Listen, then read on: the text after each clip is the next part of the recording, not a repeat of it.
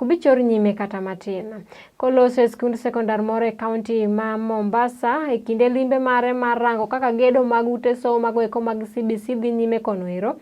Magoha wacho ni kata obedo ni gedo mag CBC dhi nyime kono to odhier nono gimomiyo counties mani kod mwandu kaka mano ma Nairobi kanyakla kod Mombasa nitiere chien e gero ute somo mag junior secondary.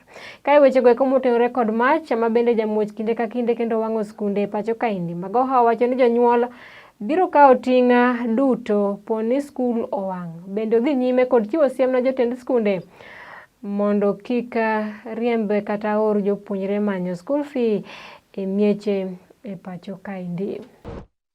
By the grace of God Almighty, it is our sincere prayer that the exam is done as is scheduled.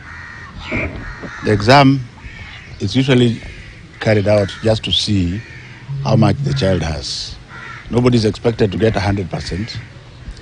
And usually if the best child gets 60%, then you prorate downwards and they still move forward.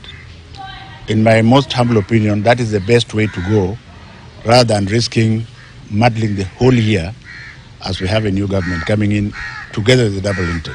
The problem is with the parents at home. If you think that by banning the school you will not do exams, you must not be wise, because we'll do exams under the trees. That's how it's going to be. Because if you are mad, why don't you start by banning the house of your father? Are we together?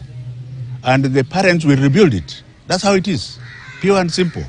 So if you look like you have children, go and talk to your children and engage them so that they respect themselves first and then they respect others. So I don't bother about children banning schools. If you ban a school, you will rebuild it and you will do your exams under a tree or even under a toilet. It doesn't matter, but you will still do